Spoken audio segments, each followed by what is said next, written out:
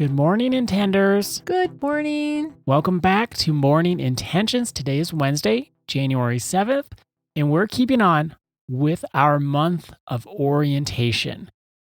I'm going to jump right in because, Annette, you still haven't shared your word of the year with us. You had to wait told it a to whole me, day. but I don't remember what it is. So I'm dying to know what it is. But let's recap for a second of your process. Okay, so yesterday I was sharing that I noticed that there was, and I concentrated intentionally on this felt sense that I have in certain instances. Right, you followed the thread of your inner ug. Follow the thread of my inner ug. That's a perfect way to say it, Ada. Okay, so yesterday we said, well, I feel some angst. I feel self-abandoned.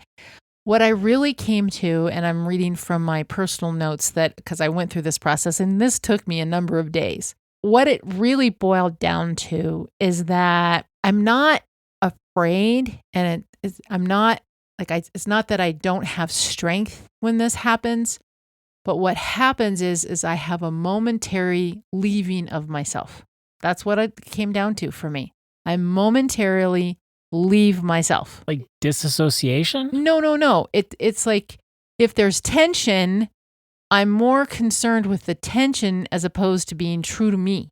So you're trying to diffuse the tension you feel inside yourself, and typically you do that through self-abandonment. Yes, it's like when we teach about codependency and we say codependency is really rooted and we're afraid of the outcomes. There can be, I sense tension. There could also be history, like, in the past when I've spoken up in this situation, something happens and I don't like it, or I don't want that to be what happens here right now. And also, I temporarily lose myself when other people are misbehaving. And it could be a subtle, like maybe on the outside, it doesn't even look like I'm temporarily leaving myself, but I am. And this is inside. You know it. This is why we're talking about looking inward this month, not outward. We're looking inward. So I hope I'm making sense here. Well, you're describing a process that isn't quick. No. And that's the thing that we want everyone to know and understand. There's so much of the world that's pushing us towards the quick, the fast, the furious, and finding the answer so quickly before you really have time to think through what your question is. So when you're talking about this process that you've gone through of finding your word of the year, you're helping us see this isn't something that you just were making dinner and say, I think that'll be my word of the year. You took the time. I journaled about it. I thought about it. And then you felt it. I felt in your body. And that's the next thing that I wanted to share. So I came up with 7 possibilities of words. 7? 7 possibilities that seemed to align with what I was feeling. Can you give us all 7? Give us all 7, and I'm going to guess your word of the year. All 7? Yes. Okay. So through these threads, through the felt sense, through the inner work, you came up with these 7. Okay, so the first one was steadfast. Okay. That I stay with myself. That's what I was thinking about. I'm steadfast. And the next one was anchored. Anchored to me, reading from my notes here, the essence of it was that I'm rooted no matter what's happening around me, that I have this anchor within me. And I thought that one was important because I can remain anchored even if other people aren't. The next one was sovereign, that I'm the authority of my own inner world. I had to come up with all these words and what they meant. So this was a long process. And I'm not saying everyone has to go through this long process, but this is the intentionality that I want to live with. And this is the intentionality that I want to come from when I'm doing my work in coaching and when I'm having a conversation with Dawn. I want to be rooted. The next one was self-honoring. And I didn't really like that one as much because to me, it's okay. So what does honor me? That could be a little confusing based on who I am. Grounded. I kind of liked that one. Whole. What whole meant to me in that instance, when I was thinking about it, I was thinking like, I didn't know you thought of that too. Yeah, I thought about whole because I thought, well, then I'm not fragmenting myself. I'm not showing up one way over here, and then if something happens and I show up something differently, so I thought that might be a good one. Rooted, like I want to be rooted. Those are the 7. Those are the 7 that I. So can you guess which one I came up with? Anchored. Anchored. Yes. Are you remembering or? I remembered as soon as you said it. Okay. And I think to me that feels the best one anyway. After listening to steadfast, rooted, self-honoring, whole. I didn't know you were thinking of whole too, because as I said yesterday, mine's wholeness. But when you said anchored, I remembered that was the right one. And then as I listened to the rest, that also feels like the right one still. Right. I wouldn't say, oh, maybe, are you sure not? You don't like steadfast? I wouldn't think that. Anchored, there's this quality to that word that feels right for you. And it does. And that's where we have to feel this in our bodies.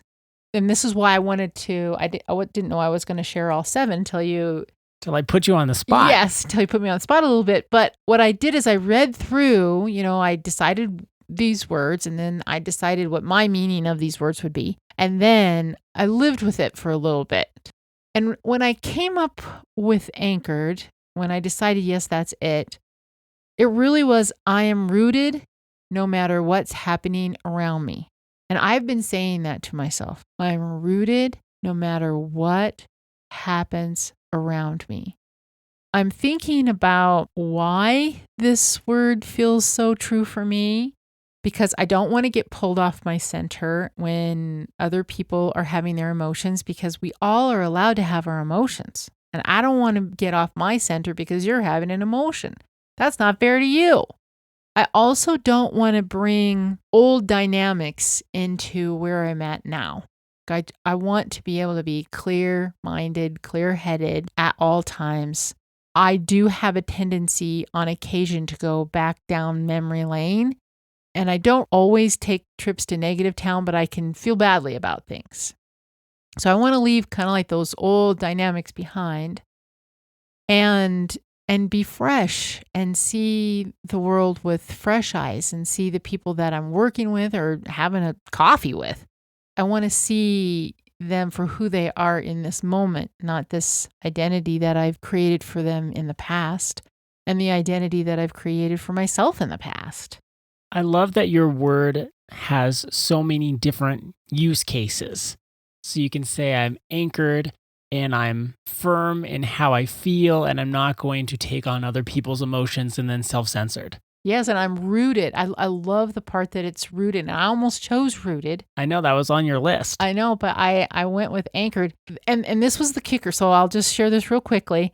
The reason, even for here, like subtlety matters, right? Like I could have picked rooted because I do like that part about the anchor. But really what it is it's returning to me. I do feel anchored and rooted when I'm with myself and in many, many situations. I couldn't always say that, but now that's the way I feel. I mean, I used to just sway with the wind. You wanted to tell me about this? Oh, I'd agree with you over there. You want to tell me something exactly opposite? Oh, I'd agree with you there. I mean, it was like, oh my gosh, I didn't even know who I was. Well, now those days are past, but I still have this thread. What I'm using this for is that I want to return to myself. And that's very in line with what we're doing this month. I want everyone to be able to return to themselves, because that's really, truly the only place peace exists. And I also love your word for that reason too, because you're also wanting to be anchored to the present. Yes. And peace doesn't exist in the past, and it doesn't exist in the future either. It only can exist right here and right now. Exactly. So when you're anchored to that present moment, you do then have the opportunity to experience the peace you desire. And with that, our intention for today is a curiosity question. Our first curiosity question of the year. This is great. In the first week, we've had our first intention, our first reflection question, and our first curiosity question. When you sit in stillness and go within and follow those threads, like Annette talked about, what's your word of the year? When you sit in stillness and go within and follow those threads, like Annette talked about, what's your word of the year? Thank you so much for joining us today. Our day is better because you are part of our day. See you tomorrow. See you then.